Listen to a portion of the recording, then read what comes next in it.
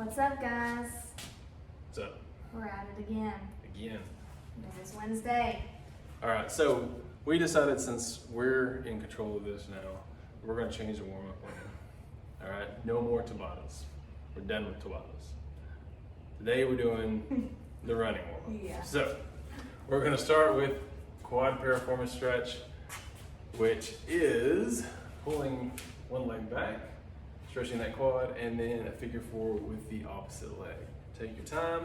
We want 5 of these on each side before we move on to the next movement. The next movement is knee to chest. So we're gonna pull the knee all the way to the chest and get a good stretch on each side. Again, 5 on each side and then move on. After that, we've got the lunging twists. So all you're gonna do is go into that lunging stance, step out forward, and then twist into the knee that you brought forward. Same thing on the other side. Again, 5 on each side, you're good to go. And then the next piece is touching your feet to your hand trick. Yeah, just like that. So you're kicking the opposite hand with the opposite foot, rotating back and forth 5 times each leg. After that, you've got 20 mountain climbers. So on your mountain climbers, you're gonna start out with your hands down in that kind of plank position, and then you're gonna bring each foot up as close as you can to your hands. So if that's not all the way up to where your hand is, it can be shorter. Just do what you can. It's a good way to warm up your shoulders, warm up your hips, and it's also a good stretch. So take advantage of all of that during those 20. And then after that, you've got 10 jumping squats. So just like a regular air squat, we're gonna start with our feet just outside of hips width. We're gonna drop all the way down as low as we can get parallel, keeping everything straight, and then bounding up off the ground. We just want our feet to leave the ground and our hips to be fully extended at the top. So we got 10 of those, and then we move into 5 burpees. So the burpee, we're gonna start in a standing position. Feet can be wide, they can be narrow, wider is better. And you're gonna drop down with feet going back, all the way down, chest touches, and then feet come forward and stand out overhead. All right, feet go back at the same time and forward at the same time for the RX burpee. Now, to scale this, all we're gonna do is put our hands down and step back, lowering ourselves slowly to the ground, and then the same thing on the way back up. Bring ourselves back up, still jumping out overhead, fully extending those hips. So that is your warm-up for today. Let's talk about your focused warm-up. So your focused warm-up for today, we're gonna work on some shoulder warm-up and a deadlift warm-up. That's what we're doing in the WOD. And we're gonna start out with 6 deadlifts. Now, if you're doing a dumbbell or a single-handed implement, you can do 3 on each side. If you're using both hands, it's just gonna be a straight 6. 6 deadlifts with a lighter weight, and then we're gonna do 6 plank shoulder touches. Brooke's gonna cover what this is here in just a second. Then we're gonna do add weight, so we'll go to our WOD weight, do 6 more deadlifts, and then 6 more plank rows with the dumbbells. Again, we'll cover that in just a second. So that's gonna be our focus warm-up. So we're gonna do that, and then we'll get into our WOD. What is our WOD? It is a 12-minute AMRAP. For core, in that 12 minutes, you're gonna do as many rounds of this as possible. And you're gonna do 10 deadlift, and then a 100-meter run, jog, or walk, and then 10 plank shoulder touches. And then you'll start over again. So as many rounds of that as possible in 12 minutes. For the one-day waters, we're gonna start off with 2 deadlift, 2 10-meter shuttle sprints, and 2 plank rows. And then each round, we're gonna add 2 reps to each of those movements. Second round, we're gonna do 4 deadlift, 4 10-meter shuttle sprints, 4 plank rows, 6, 6, 6, 8, 8, 8. And keep going for the entire 12 minutes. Yeah, this one's fun. Yeah. Especially when you start running a lot of shuttle sprints. So, I'm gonna turn it over to Brooke and let her talk about these movements.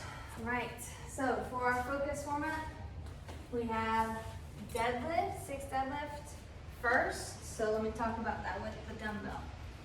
So you could either have the dumbbell touch in between your feet or right outside of the foot that you're holding the dumbbell with. So I'll first go over outside.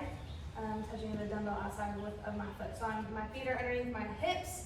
I'm going to initiate back with my hips, having a slight bend in my knee, keeping my back nice and straight. Head's going to be in neutral position, pressing through my heels, standing up all the way, hips reach, full hip extension. So one more time, initiating back with my hips, slight bend in the knee, core is tight, and then standing up all the way. Okay, I can do that with my left side as well. All right, or I can touch it in the middle of my feet.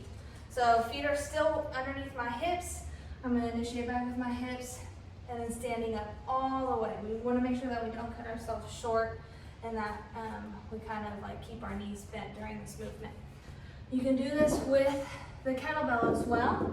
So with the kettlebell, the benefit is that you can hold the kettlebell with both of your hands. So I'm going to put both my hands on the kettlebell. The kettlebell is going to be in between my feet. All right. I'm going to bring my arms in like this to keep my shoulder blades nice and active. And I'm going to press through my heels, standing up all the way. Initiating back with my hips, slight bend in the knee. It touches the ground, and I stand up all the way. So that is the deadlift.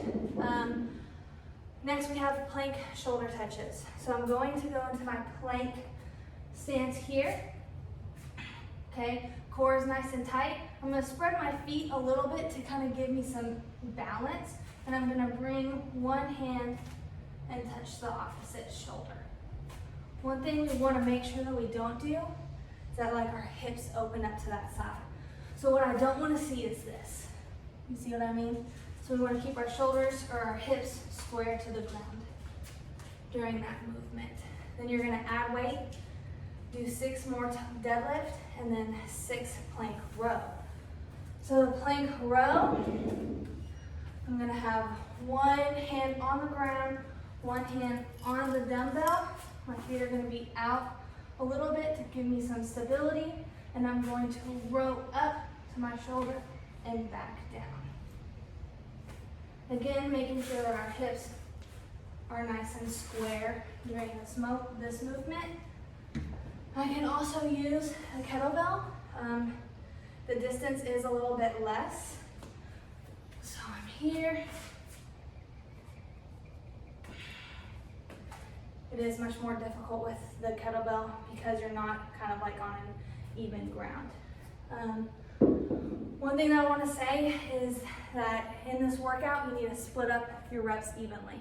So you don't have to alternate on the plank row, but let's say you're in your round of 8, you need to do 4 on your right side, 4 total on your left side. Okay, and the last thing we need to talk about is the shuttle sprints. So, imagine this is my 10 meters. When I run to this end, I'm going to touch that line and turn and then take off again.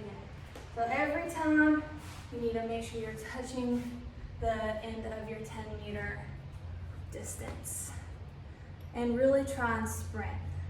It gets hard during like the round of 10, 12, 14. But stride it out, or even do like one sprint down and then kind of like jog the other sprint. Sprint, jog. Do your best to try and keep up that pace. Yeah, the big benefit of these shuttle sprints like this is the turnaround and takeoff. Again, that takeoff is where all the work comes in. So you're building some speed and agility doing that. So focus on that. Take off, even if you take off hard and then just kind of jog out the rest. Turn around, take off hard, jog out the rest. It's gonna really change your workout. All right, guys. Good luck. This one's fun. Yeah. It goes by fast, so really push during It's this only workout. 12 minutes. It's just 12 minutes. Good luck.